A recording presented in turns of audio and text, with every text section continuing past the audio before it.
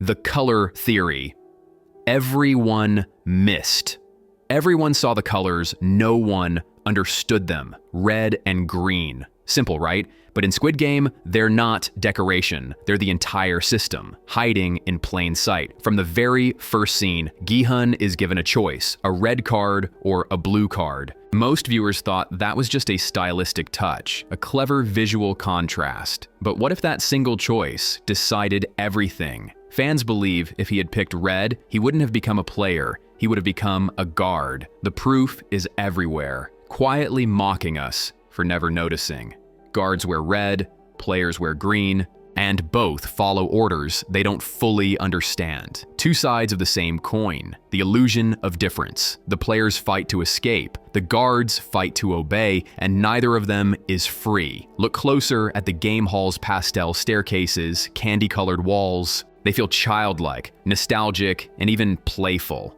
But that's the point. Those colors are emotional traps designed to comfort you while you're being controlled. Red light, green light, the oldest game in the playground, reprogrammed into a kill switch. It's not symbolism, it's conditioning. Squid Game disguises control as chaos. It convinces both the characters and us that choice still exists. But when every color, every wall, and every rule is designed to lead you in circles, the truth becomes obvious. There was never a choice at all, only the illusion of one. The front man was never in control. He was controlled. Everyone watched Squid Game and assumed the front man was the one pulling the strings, the cold architect of the nightmare. But look closer. Every scene he's in feels off, too still, too scripted. He doesn't talk like a man making choices. He talks like someone repeating them. His power looks absolute, but it isn't. The guards never look directly at him. The VIPs treat him like staff. Even his mask, that perfect geometric shell, isn't dominance. It's uniform, a reminder he's just another piece of the machinery. Fans noticed something subtle. The frontman never issues original commands. Every line is procedural. Proceed with the next game. Eliminate the intruder.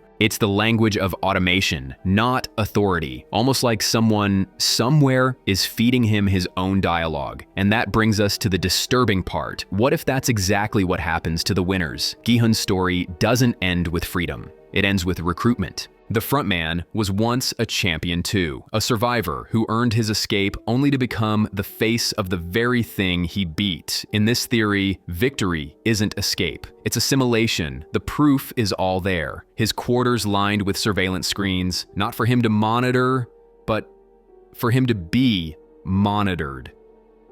His hesitation when his brother appears doesn't feel like guilt. Feels like interference, a system lag. The man behind the mask isn't leading the game, he's maintaining its illusion. Because Squid Game needs a human face to stay believable, someone who looks in charge so no one asks who really is. Once you realize the front man is just another puppet, the hierarchy collapses. The game doesn't have a master, it has a mechanism, and the cruelest part, every winner thinks they've escaped, right up until the system decides it needs another mask. The old man isn't just a player. He's Gi-hun's father. Most people saw the twist coming. The old man was behind the game, but the real twist might have been sitting right in front of us. All along, Il-nam wasn't testing Gi-hun, he was raising him. Think back to their first conversation. Il-nam tells Gi-hun, the neighborhood looks just like home. Gi-hun laughs, says it does for him too. The houses, the layout, even the colors of the walls, identical memories from two supposedly different lives. That's not nostalgia, that's recognition. Then, during marbles, Il-nam forgets his name, or pretends to. He calls Gi-hun son. Most viewers dismissed it as confusion, but it doesn't sound confused. It sounds familiar. Even their birthdays match. June 26th. Hidden on player records, clear as day for anyone who paused to look. And the milk scene, Gi-hun says he's lactose intolerant. Il-nam mentions his son was just like that, a line that felt like small talk. Until you realize it wasn't random, it was a breadcrumb. The theory goes that Il-nam abandoned his family years before after building his fortune through the institutions that later birthed the Squid Game. When his health began to fail, he designed the competition not just to test humanity, but to see what kind of man his son had become without him. That hospital scene hits differently now. Il-nam doesn't apologize because he's not confessing to a stranger. He's explaining himself to his own blood. And when Gi-hun hesitates at the airport, it's not about revenge, it's recognition. He finally understands what he inherited. Not money, not trauma, but a pattern, the instinct to test people instead of trust them. And that might be the cruelest legacy of all. The games aren't new. They've been running for decades. Most people watched Squid Game like it was a one-time event. But the evidence says otherwise. The game didn't start with Gi-hun, and it didn't end with him either. It's been repeating for decades. Each new batch of players, another round in an endless cycle. The first clue hides in plain sight. The environment, the bunks, the walls, even the props look aged, repainted, patched. The staff act like veterans, not rookies. You can hear it in their rhythm, their precision. The system doesn't train people that fast, it recycles them. In the front man's office, the archive books reveal everything. A thick stack labeled 2020. Next to it, older binders. Too many for one event. Not souvenirs, records. Each file, another year, another season of death. It explains why the games feel so polished, the rules refined, the traps perfected, the psychology optimized. Squid Game isn't an experiment. It's a tradition. And what happens to the winners? They vanish, because that's part of the cycle too. Some become guards, some become frontmen, some, like Gi-hun, get pulled back when the system needs a new face. Every generation thinks they're the first, right before they become the foundation for the next. The show never tells us when the first game started. Maybe that's the point. If you can't trace the beginning, it means there probably isn't one only repetition. Sae-byeok didn't die. She was extracted. Everyone remembers Sae-byeok's death. Sudden, quiet, almost dismissive. A survivor of gangs, starvation, betrayal, gone off screen. Just before the finale, that's not closure. That's an edit. Watch it again.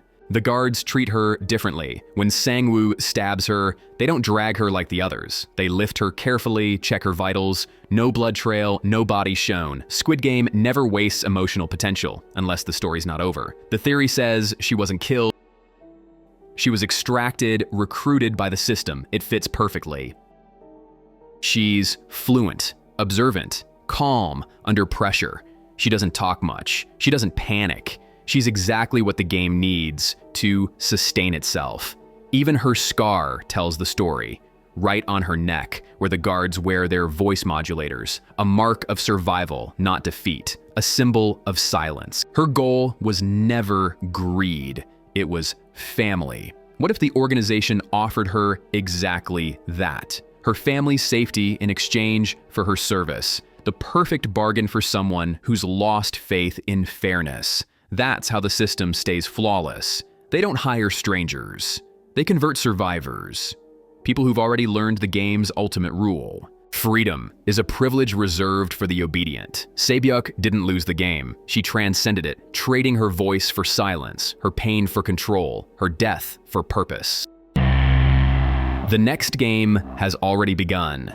Everyone assumed Squid Game ended when Gi-hun turned around at the airport. The story felt complete. The system exposed, the cycle broken. But what if that moment wasn't rebellion? What if it was recognition? Because Gi-hun had just seen something impossible. That recruiter, same game, same card, same smirk. But when the camera cuts to his face, it's never shown in full. The voice, the confidence, the hand gesture, all too familiar. The theory says the man Gi-hun spots isn't just another recruiter. It's Sang-woo, his childhood friend. Think about it. Sang-woo's body was never shown, never cremated. The guards have been known to remove players who still serve a purpose. So what's more poetic or cruel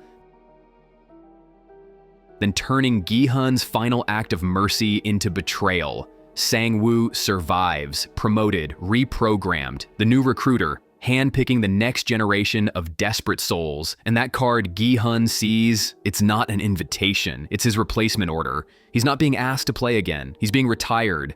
The camera cuts before we see who calls him, before we know where he goes, because maybe by then it doesn't matter. The next game has already begun. The players are already chosen, and the only thing the system ever needed was someone to keep watching, because in Squid Game, the winners don't escape. They evolve.